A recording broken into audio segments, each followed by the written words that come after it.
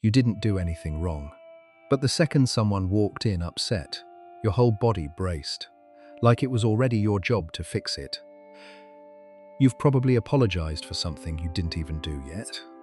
Someone sighs across the room, and you're already running through what you might have said wrong. Or you're at dinner, someone goes quiet, and suddenly you can't enjoy your food because something in you won't rest until they're okay again.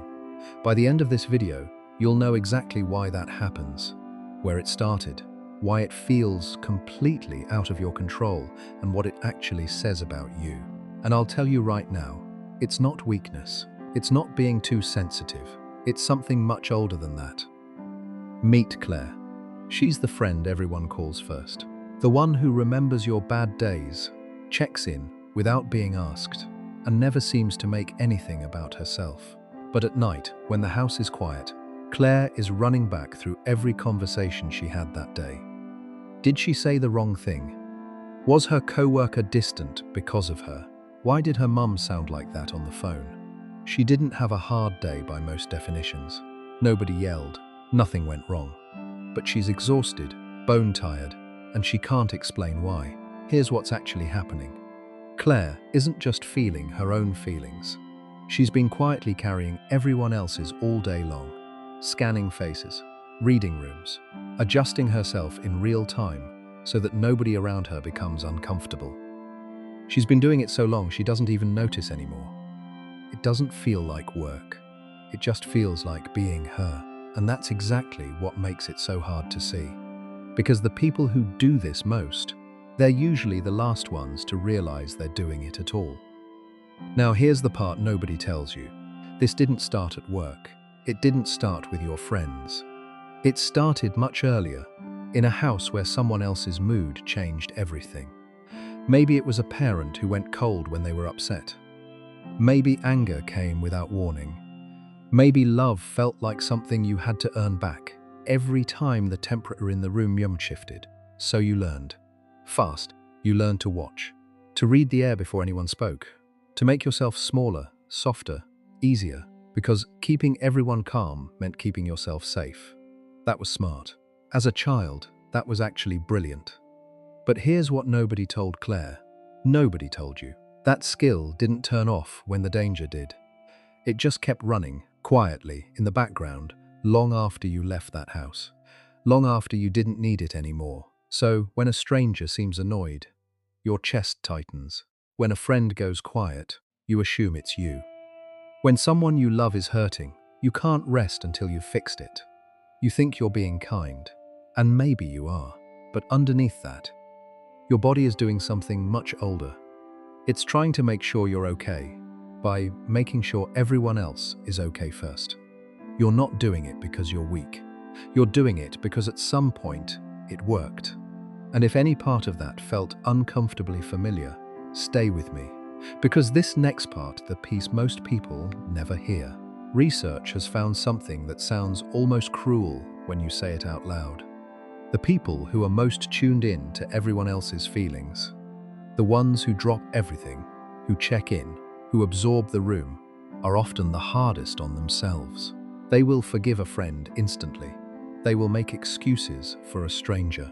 But the moment they fall short, the moment they couldn't fix it, couldn't help, couldn't be enough, they turn inward with a harshness they would never aim at anyone else.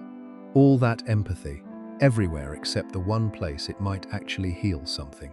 So why? Why is it so easy to hold everyone else gently and so hard to do the same for yourself? Here's what's actually going on beneath all of it. You learned, somewhere along the way, that you could control how you felt inside by controlling what was happening outside. If you could just get everyone around you to be okay, you could finally exhale, finally rest, finally feel safe. Their calm became your calm. Their mood became your mood. Without ever choosing it, you handed the remote control of your own inner world to everyone around you. It feels like empathy. It looks like kindness. But underneath, it's armor. It's the only way you knew how to protect yourself. Claire isn't carrying everyone's emotions because she's selfless. She's carrying them because somewhere deep down, she still believes that if she doesn't, something bad will happen. To the relationship, to the room, to her. And here's the hardest part to hear. Most people are told the answer is boundaries. Just say no, protect your energy. And that advice isn't wrong, but it skips the one thing that actually has to happen first. Because you can build a wall around something you still believe is your responsibility, and it won't hold. Not for long. The real shift isn't learning to say no. It's reaching the moment, truly reaching it, where you understand in your body, not just your head, that their feelings were never yours to fix. That's not something you decide. It's something you slowly, finally, let yourself believe. Before we get to the last part, I want to ask you something, and I genuinely want to know your answer. Think about where this shows up most for you. Is it with your family? The ones who've always had the most pull over how you feel? Is it at work, where you can't relax until the energy in the room settles? Or is it everywhere, strangers included, and you've never quite been able to explain why a random person's bad mood can throw off your entire day? Tell me in the comments, which one is it for you? Family, work, or everyone? I read every single one, and honestly, seeing your answer written down might tell you something about yourself you hadn't quite put into words yet. So if you've spent years thinking you're just too sensitive, too much, too wrapped up in other people's feelings, I want you to hear this. There is nothing wrong with you. You didn't develop this because you were weak.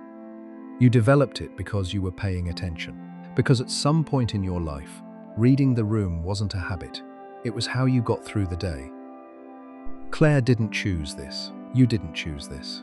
It was handed to you long before you were old enough to question it. The goal was never to care less. The goal is to slowly, imperfectly, start returning what was never yours to carry in the first place.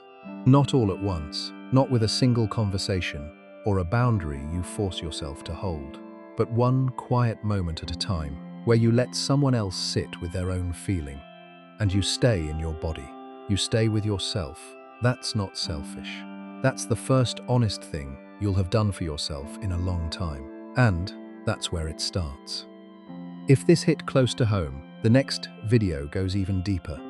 It's about why the people who feel everything for everyone else are often the ones who struggle most to feel their own anger, and what that costs them. That one's right there when you're ready.